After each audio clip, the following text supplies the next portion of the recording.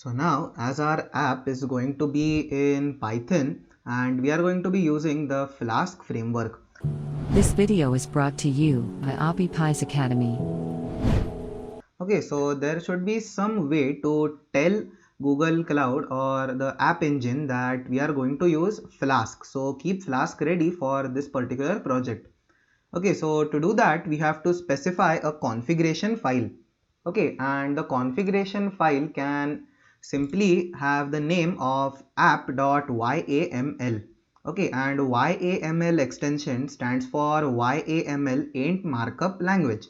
Okay, so it is a recurring form of definition where the definition also keeps calling on the same name. Okay, so you have YAML ain't markup language, then you again have YAML. So YAML ain't markup language, ain't markup language. Okay, so you get the point. But for now, we have to create that particular file. So let's right click on Hello World and over here, let's create a new file. Okay, and the name of the file will be app.yaml. Okay, so now we have the app.yaml file created, and then let's create another file which will hold the main code of our app, and we'll call it main.python or main.py. Okay, so over here we have main.py, and these will be the only two files which we require for our project to run.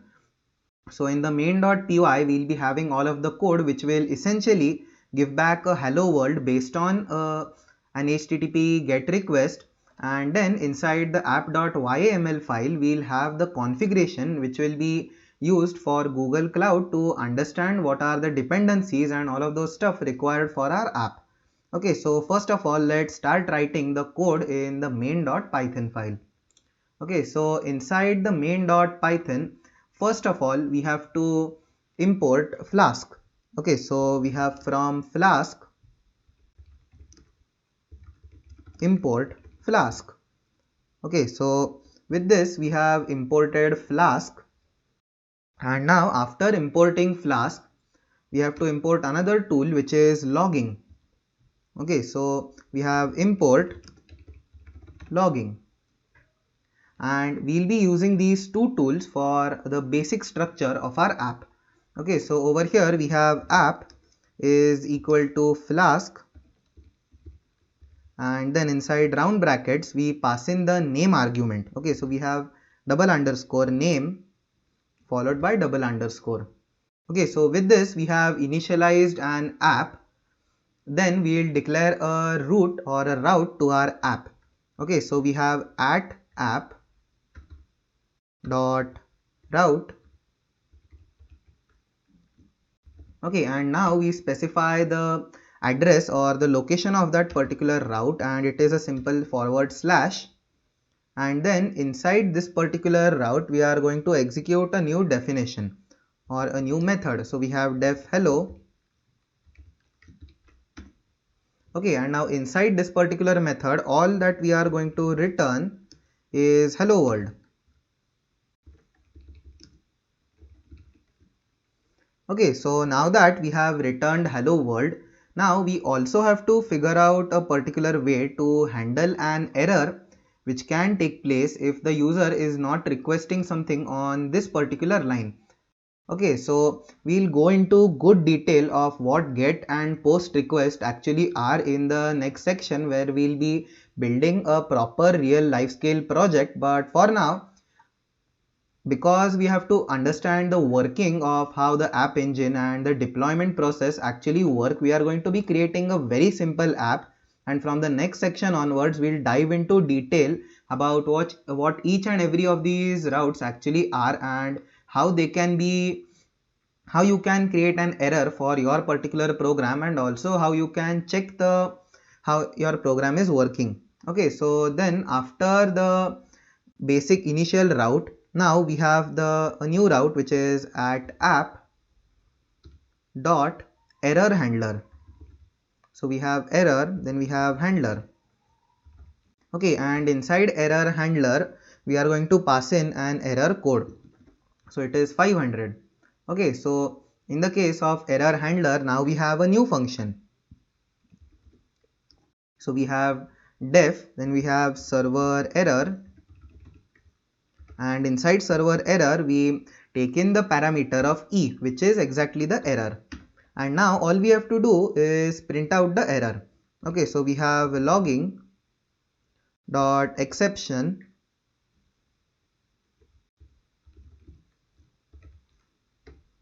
Okay, so now inside logging dot exception we have an error occurred.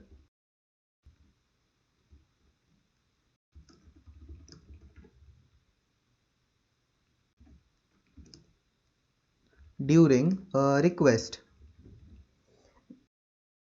Okay, so with this we have logged out the error, and now we also have to return a particular response to the user. Okay, so over here we have return, and then we have an internal error occurred.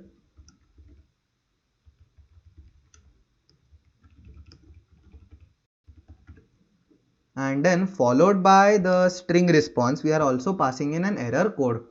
Okay, so with this we have created the main Python file of our app.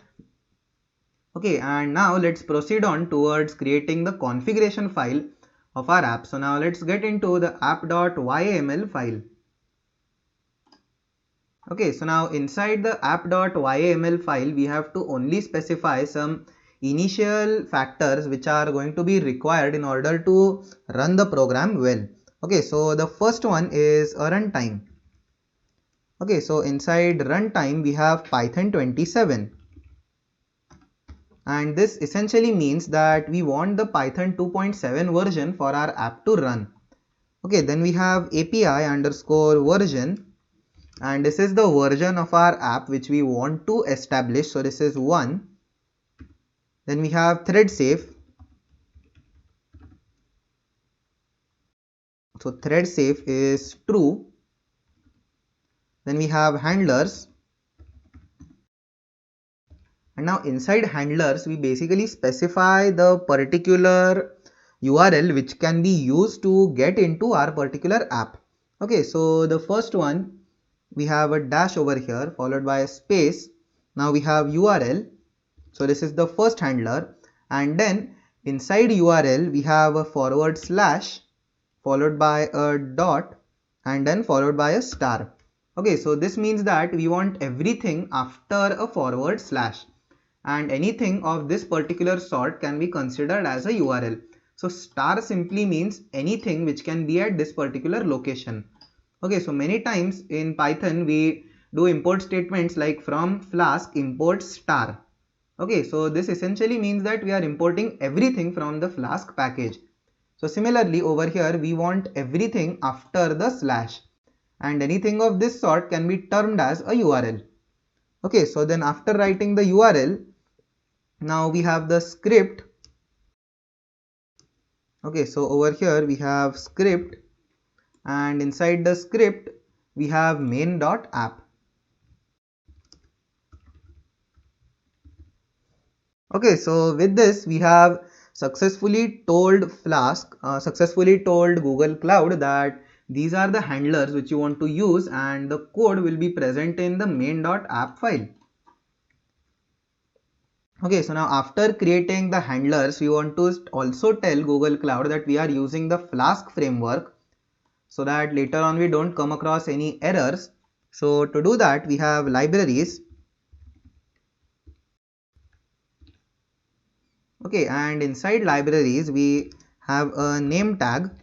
Okay, and inside name we have Flask, and then we have the version tag which is 0.12.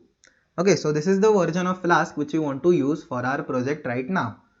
Okay, and this is the most logical way of declaring your dependencies, so that whenever you deploy your code, it goes onto a particular compute instance or a scalable server, and then in order to cater you in a good format, a version is required so that this particular version of Flask will be present on that particular machine for your app to work properly. Okay, so with this we have completed declaring the code, writing all of the code, and also writing the configuration file, and now we are pretty much ready to run the app or deploy the app onto the main cloud. But before that, let's just recap on what we have done up till now. Okay, so we have created an instance of app engine, and then we have started the Cloud Shell, and from the Cloud Shell we have opened the Cloud Code Editor, and from the Cloud Code Editor we have created a folder called as hello world, which is our project name, and then inside that particular folder we have created the app.yml file, which is a configuration file, and the YAML extension just stands for a type of format, which essentially means YAML ain't markup language. Okay, then we have the main.python file where we have imported Flask and logging. Then we have declared the app. Then we have declared one route for the app, which is an initial forward slash. Then this is also called as the root route, which essentially means that it is the very top of the tree or the very top of the request. Okay, so we'll be going into more detail as to what this particular route essentially is when we are testing the app, and also when we'll be later on creating a bit more complicated app. So then inside this particular route we are returning hello world to the user. Then we have written some error handling code over here. Then in the YAML file or the configuration file, we are declaring the runtime, the API version, and thread safe values. Then we have the handlers where we have the URL and the script. Then we have the libraries where we have Flask and also the version of Flask which we are using. Okay, so that is pretty much it for writing the code, and in the next lecture we will be focusing on deploying this app.